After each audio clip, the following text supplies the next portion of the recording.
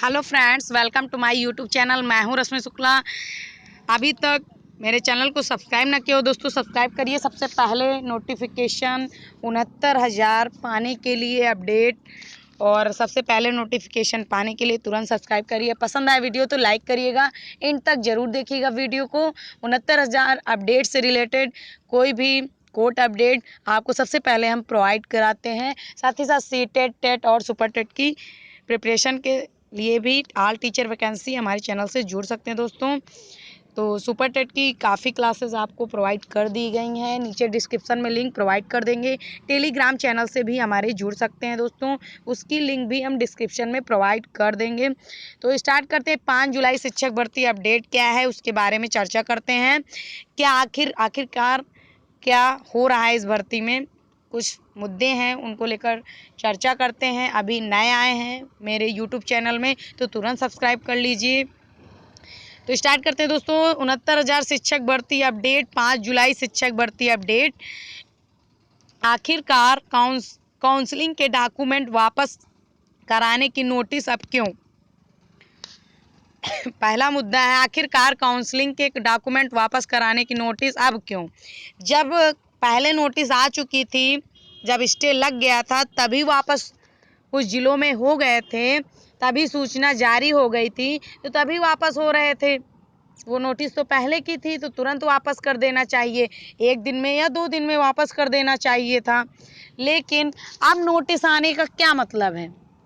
जैसे आपका देखा है अमेठी का, प्रतापगढ़ का, आप देख लीजिए हाथरस का भी नोटिफिकेशन आ गया है कि वापस कराइए अपने डॉक्यूमेंट।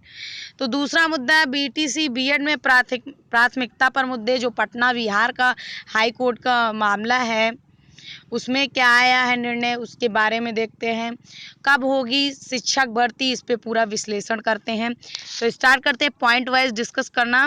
सबसे पहले देखते हैं जो वापस हो रहे हैं डॉक्यूमेंट, उनके बारे में देखते हैं।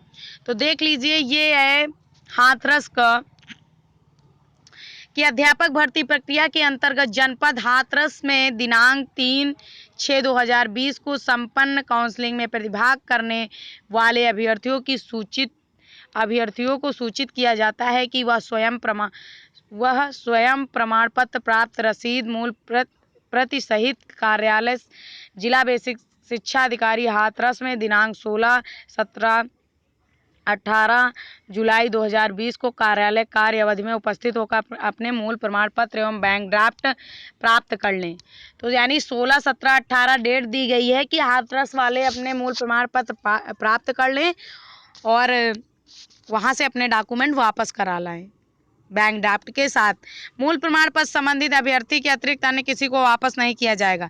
अभ्यर्थी जाएगा तो उसे ही वापस किया जाएगा और किसी को वापस नहीं दिया जाएगा।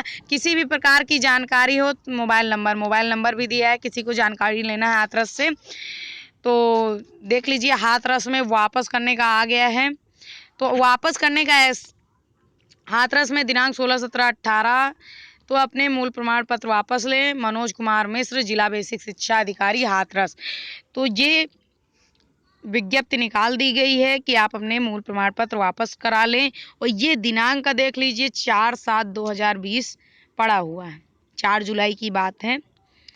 तो ये अभी आपने देखा होगा प्रतापगढ़ अमेठी से भी वापस होने की जो नोटिफिकेशन है वो आ गया है नोटिस की आप वापस करा लीजिए अपने डॉक्यूमेंट। तो ये ऐसे संभव नहीं है कि सिर्फ बीएसए के ऑर्डर पे वापस होने लगे।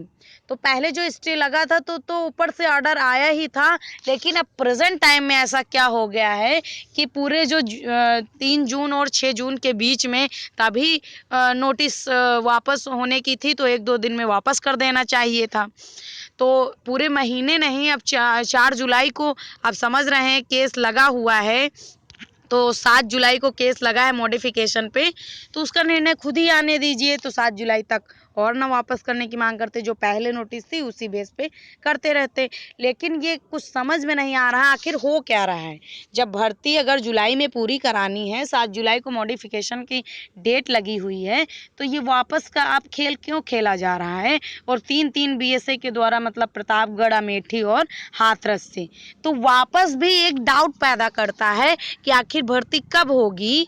आखिर सरकार के जब तक ऑर्डर नहीं आएगा, ऊपर से ऑर्डर परमिशन नहीं दी जाएगी, तब तक कोई डॉक्यूमेंट वापस नहीं कर सकता, बीएसए भी नहीं। तो बीएसए ऊपर के ऑर्डर पे ही फॉलो कर रहे हैं, तभी तो वापस किए जा रहे हैं। तो आखिर हो क्या रहा है। तो भर्ती में कुछ अलग ही मोड़ देखने को मिल रहे हैं 69,000। और दूसरी बात, बीटीसी और बीएड का जो एक केस था पटना हाई कोर्ट का, उस पर क्या अभी तक निर्णय आया है, उस पर देखते हैं, चर्चा करते हैं। तो नो डीएलएड कैंडिडेट, देख लीजिए पटना वाला case, no DElEd candidate the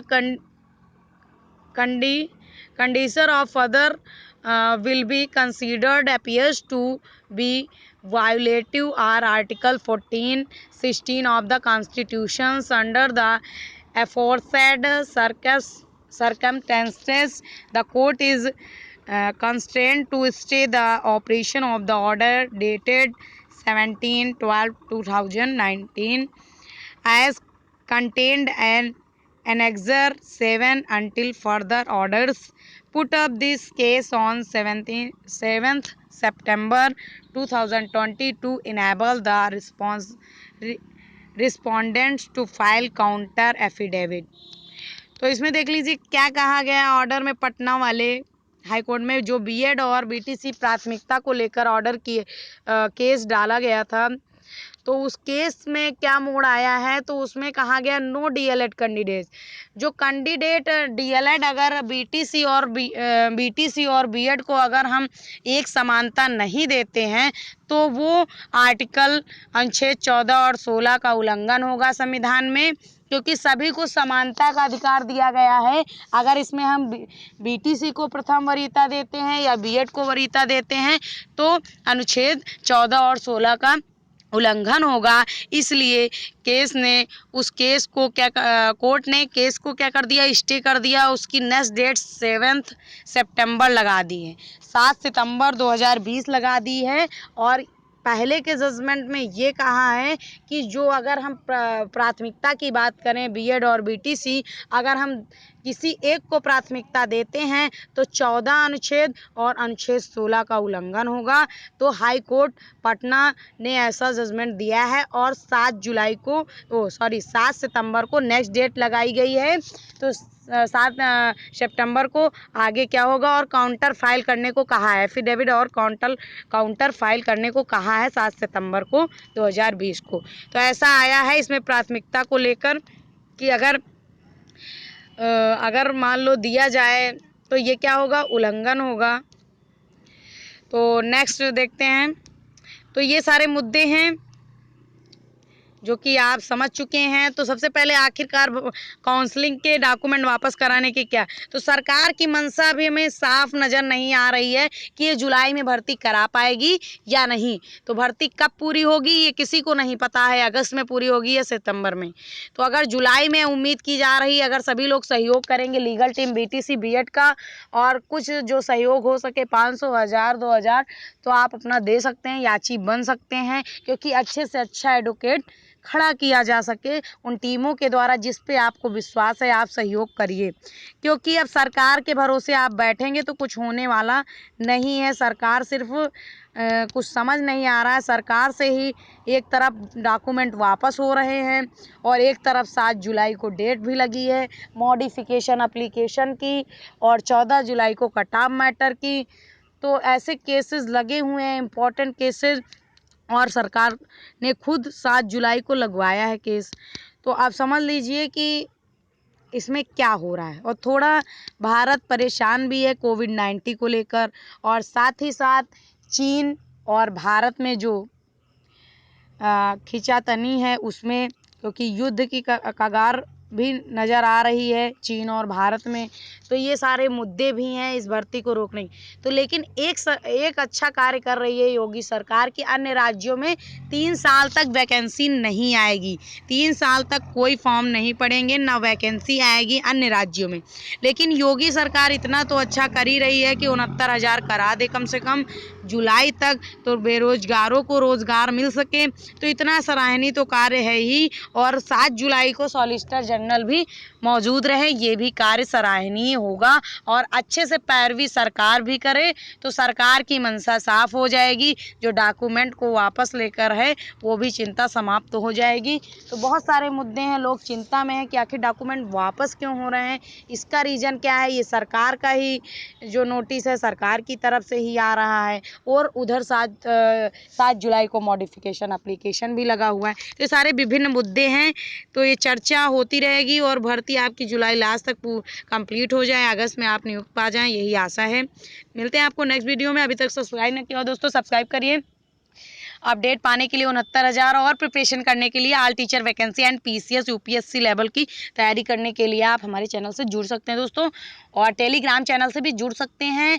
और वीडियो पसंद आया तो लाइक ज़रूर करिएगा और शेयर भी करिएगा और कमेंट करिएगा साथ ही साथ। तो मिलते हैं नेक्स्ट वीडियो में। Thank you guys, take care, bye bye.